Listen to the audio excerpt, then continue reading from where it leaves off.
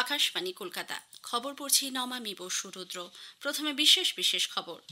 এই নিয়ে টানা ৮ বার ইন্দোর ভারতের স্বচ্ছতম শহর হিসেবে স্বচ্ছ সর্বেক্ষণ পুরস্কার পেয়েছে।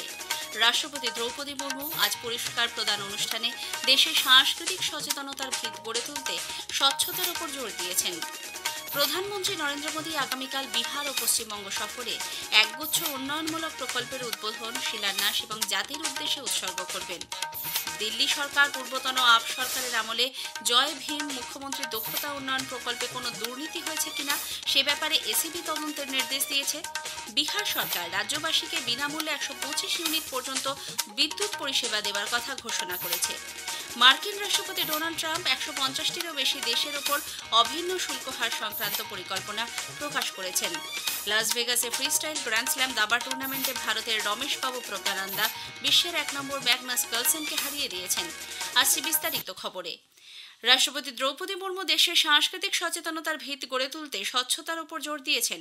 নতুন দিল্লিতে আয়োজিত ২০২৪-২৫ সালে স্বচ্ছ সর্বেক্ষণ পুরস্কার প্রদান অনুষ্ঠানে রাষ্ট্রপতি একথা জানান।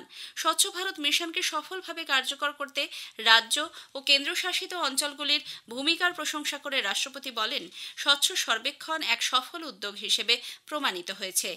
मुझे ये जानकर प्रसन्नता हुई है कि वर्ष 2024 के लिए आवासन और शहरी कार्य मंत्रालय द्वारा विश्व के सबसे बड़े स्वच्छता सर्वेक्षण का आयोजन किया गया है। इस सर्वेक्षण में विभिन्न हितधारकों, राज्य सरकारों, शहरी निकायों तथा लगभग 14 करोड़ देशवासियों की भागीदारी सुनिश्चित की है। निष्पक्ष सर्वेक्षण द्वारा आकलन के आधार पर अच्छा प्रदर्शन करने वाले सभी निकायों का पुरस्कार हेतु चयन किया गया है। এদিকে এই নিয়ে টানা ৮ বার মধ্যপ্রদেশের ইন্দোর ভারতের স্বচ্ছতম শহর হিসেবে তার সুনামের ধারা অব্যাহত রেখেছে। দ্বিতীয় স্থান অধিকার করেছে সুরাট। কেন্দ্রীয় সরকারের বার্ষিক স্বচ্ছতা সমীক্ষায় তৃতীয় স্থানে উঠে এসেছে নবী মুম্বাই। অনুষ্ঠানে বিভিন্ন বিভাগে ৭৮ জনকে পুরস্কার প্রদান করা হয়।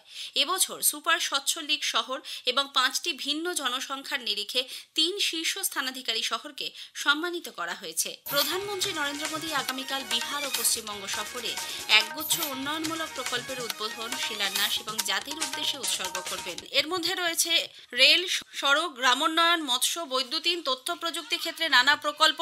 দ্বারভাঙ্গায় একটি নতুন ভারতীয় সফটওয়্যার টেকনোলজি পার্ক এসটিপিআই এবং পার্টনার এসটিপিআইতে একটি ইনকিউবেশন ব্যবস্থাপনার সূচনা করবেন তিনি। যাত্রা শুরুর সংকেত দেবেন 4টি নতুন অমৃত ভারত ট্রেনের। একই সঙ্গে দীনদয়াল অন্তোদয় যোজনা, জাতীয় গ্রামোন্নয়ন মিশনের অধীনে বিহারের ৬১,৫০০ স্বনির্ভর গোষ্ঠীর হাতে তুলে দেবেন ৪০০ কোটি টাকারও বেশি সহায়তা। বিহার থেকেই প্রধানমন্ত্রী আসবেন পশ্চিমবঙ্গ সফরে। এ রাজ্যে তেল ও গ্যাস, শক্তি, সড়ক এবং রেল ক্ষেত্রে ৪,০০০ কোটি টাকা বেশি উন্নয়নমূলক প্রকল্পের উদ্বোধন, শিলান্যাস এবং জাতির উদ্দেশ্যে উৎসর্গ করবেন প্রধানমন্ত্রী।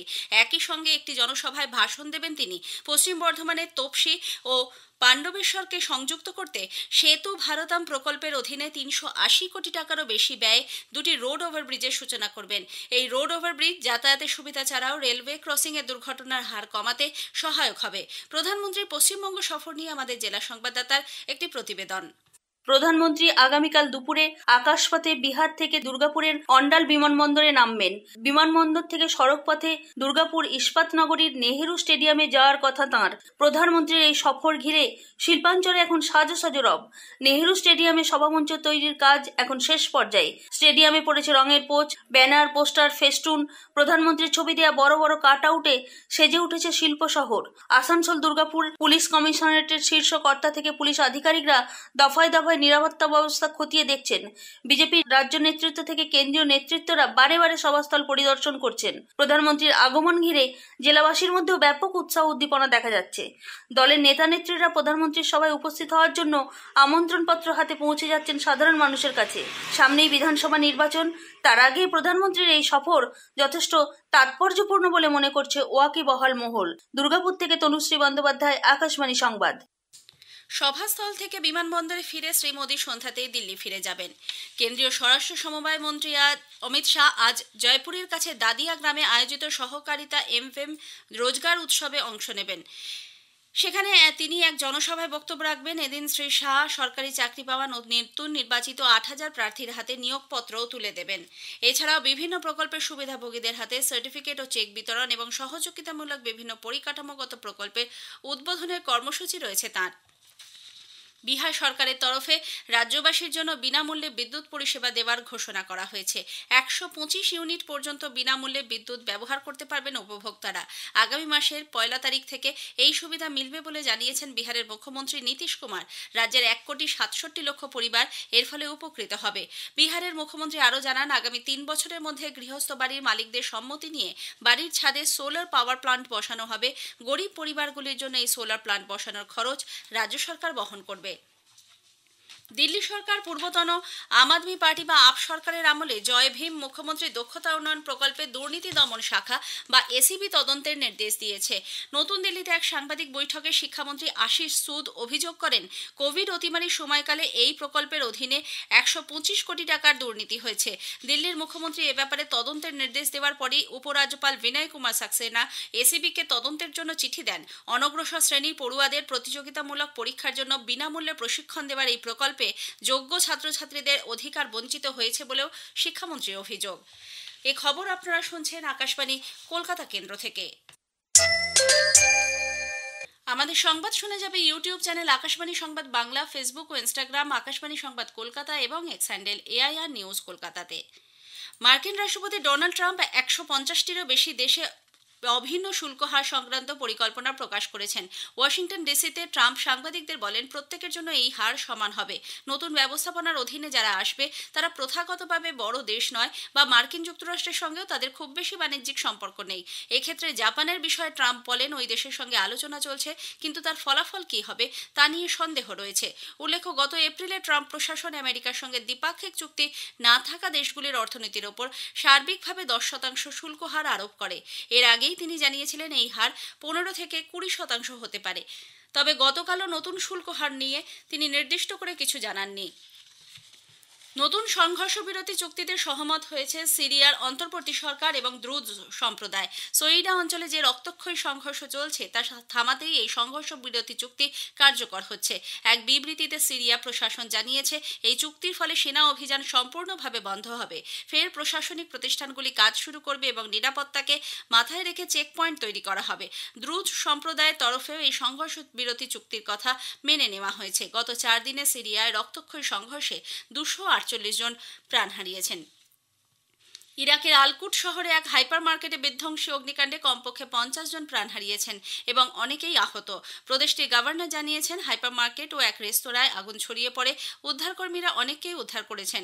তবে ওই বহুতল বাজার এবং রেস্তোরাঁর মালিকের বিরুদ্ধে মামলা দায়ের করে ঘটনার তদন্ত শুরু হয়েছে। জম্মু কাশ্মীরে খারাপ আবহাওয়ার কারণে অমরনাথ যাত্রা সাময়িকভাবে বন্ধ রয়েছে। বালতাল ও পেহেলগামে প্রবল বর্ষণের ফলে আজকের জন্য এই যাত্রা বন্ধ করে দেওয়া হয়েছে বলে সরকারি আধিকারিক সূত্রে খবর। উল্লেখ্য, গত 14 দিনে প্রায় 2,50,000 পুণ্যার্থী এই তীর্থ দর্শন করেছেন। মার্কিন যুক্তরাষ্ট্রের আলাস্কায় আজ ভোর 2:07 7.3 মাত্রার তীব্র ভূমিকম্প অনুভূত হয়েছে। ভূমিকম্পের উপক্ষেত্র আলাস্কা স্যান্ড পয়েন্ট থেকে 90 কিলোমিটার দক্ষিণে। আঙ্কোরোজ ও জুনেউ শহর সহ বিস্তীর্ণ অঞ্চলে এই ভূকম্পন অনুভূত হয়, যদিও ক্ষয়ক্ষতি ও প্রাণহানির কোনো খবর নেই। ভারতের তরুণ গ্র্যান্ডমাস্টার রমেশবাবু প্রজ্ঞানন্দা বিশ্বের 1 নম্বর দাবা খেলোয়াড় ম্যাগনাস কার্লসেনকে হারিয়ে লাস ভেগাসে অনুষ্ঠিত ফ্রি স্টাইল গ্র্যান্ড স্ল্যাম দাবা প্রতিযোগিতার কোয়ার্টার ফাইনালে পৌঁছেছেন। রাউন্ড 4 ম্যাচে গত রাতে মাত্র 39টি চালে নরওয়ে কার্লসেনকে হারিয়ে দিয়েছেন 19 বছরের প্রজ্ঞানন্দা। শেষ করার আগে খবরের বিশেষ কিছু অংশ আরও একবার। এই নিয়ে টানা 8 বার ইন্দোর ভারতের স্বচ্ছতম শহর হিসেবে স্বচ্ছ সর্বেক্ষণ পুরস্কার পেয়েছে। রাষ্ট্রপতি আজ পুরস্কার প্রদান অনুষ্ঠানে দেশে সাংস্কৃতিক সচেতনতার ভিত গড়ে তুলতে স্বচ্ছতার উপর জোর দিয়েছেন। প্রধানমন্ত্রী আগামীকাল বিহার ও পশ্চিমবঙ্গ সফরে একগুচ্ছ উন্নয়নমূলক প্রকল্পের উদ্বোধন, শিলান্যাস এবং জাতির উদ্দেশ্যে উৎসর্গ করবেন। বিহার সরকার রাজ্যবাসীকে বিনামূল্যে 125 ইউনিট পর্যন্ত বিদ্যুৎ পরিষেবা দেওয়ার কথা ঘোষণা করেছে। লাস ভেগাসে ফ্রি স্টাইল গ্র্যান্ড স্ল্যাম দাবা টুর্নামেন্টে ভারতের রমেশবাবু প্রজ্ঞানন্দা বিশ্বের 1 নম্বর ম্যাগনাস কার্লসেনকে হারিয়ে দিয়েছেন। খবর শেষ হলো। এর পরের খবর দুপুর 1:30 মিনিটে।